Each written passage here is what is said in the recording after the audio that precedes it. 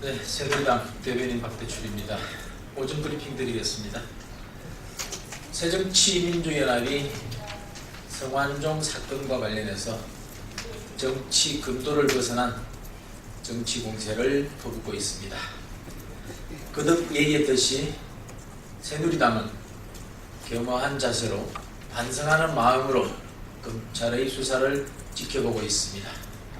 그런데 새정치민주연합은 자신들은 완전 무결한 듯 남의 얘기하듯 과도한 정쟁을 벌이고 있습니다.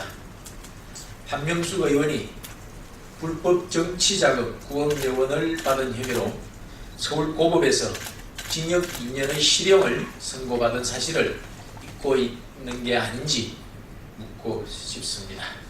한명숙 의원은 삼선 국회의원이며 국무총리를 지냈고 19대 총선 때는 당대표도 지냈습니다. 새정치민주연합의 지도급 인사입니다.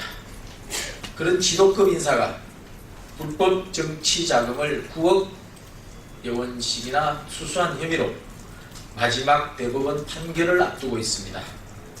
당대표급 위상의 9억 원의 액수라면 가히 적은 판결은 아닐 것입니다. 심지어 한명숙 의원이 징역 2년의 실형 선고를 받은 시점은 2013년 9월입니다. 2심 법원은 징역 2년의 실형 선고를 하고도 법정 구속을 하지 않았습니다. 대법원은 1년 7개월이 넘도록 판결을 하지 않고 있습니다. 원심을 파기하고 하급심으로 돌려보내든지 유죄 확정 판결을 하든지 해야 하는 게 마땅할 것입니다. 새누리당 송광호 의원은 6,500만 원을 수수한 혐의로 1심에서 법정 구속됐습니다. 조혈룡 의원은 1억 6천만 원을 수수한 혐의로 역시 구속 기소되었습니다. 한명숙 의원과 비교하면 액수에서도 정치적 위상에서도 최종 판결 지연에서도 사법 정의가 의심될 정도로 불공평한 처사입니다. 그런데도 새정치민주연합은 자신들의 흠결은 애써 모른 새하며 정치 공세만 몰두하고 있습니다. 새정치민주연합이 그런 이중성을 드러내지 않고 남의 흠결을 당당하게 탓하려면 자신들의 흠결부터 털어내어야 할 것입니다. 새누리당은 대법원에 대해 더 이상 시간을 끌지 말고 야당 눈치를 보지 말고 한명숙 사건에 대한 최종 판결을 조속히 내려주기를 요청합니다. 아울러서 문재인 대표가 새누리당에 갖다 댄 잣대를 적용한다면 자신들의 흠결부터 호혜성사하는 것이 온당할 것입니다. 문 대표는 형평성 논란을 잠재우려면 한명숙 의원 사건을 조속히 판결해달라고 대법원에 촉구해 주기를 바랍니다.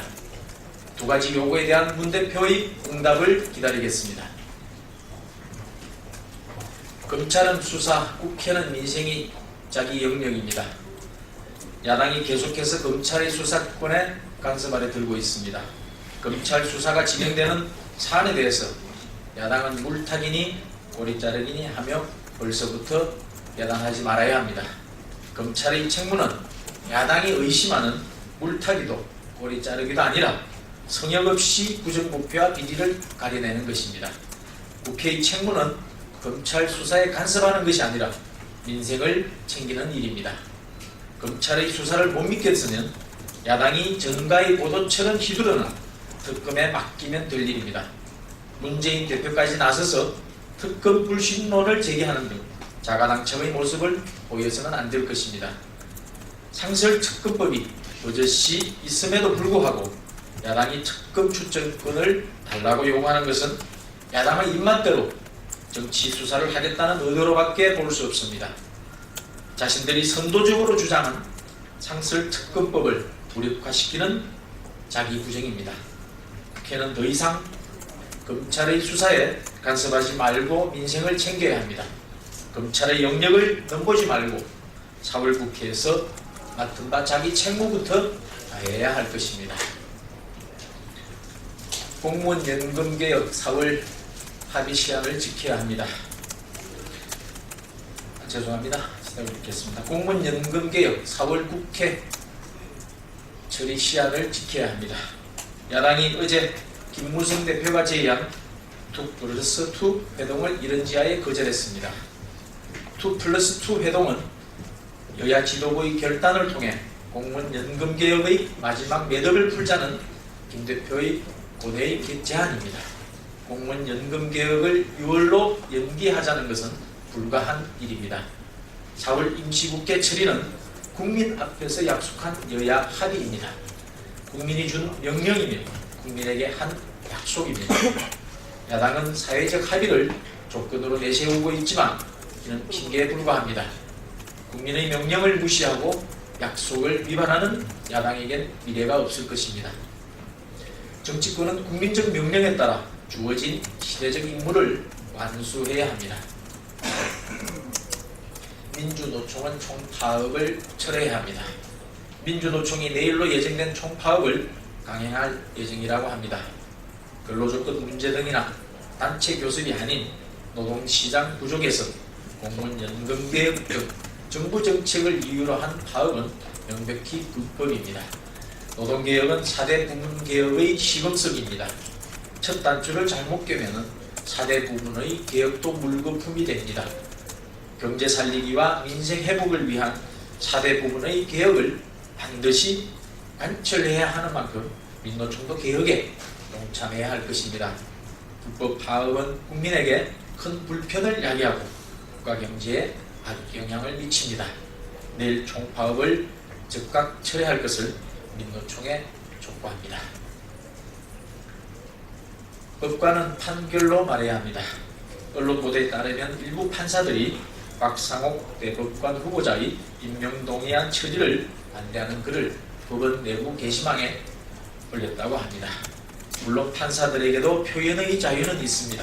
그러나 사이버 공간에 글을 게시하는 것은 공개될 위험이 있고 논란의 소지도 있는 만큼 신중해야 합니다. 법관에게는 헌법이 위임한 권한을 무겁게 인식하고 진중히 행동해야 할 의무가 있기 때문입니다. 법관윤리강령 제7조는 법관의 정치적 중립을 강조하고 있습니다. 제4조 5항은 교육이나 학술 또는 정확한 보도를 위한 경우를 제외하고는 구체적 사건에 관하여 공개적으로 논평하거나 의견을 표명하지 아니한다고 명시되어 있습니다. 국가와 국민을 위한다면 법관은 대법원의 공백 사태부터 걱정해야 합니다.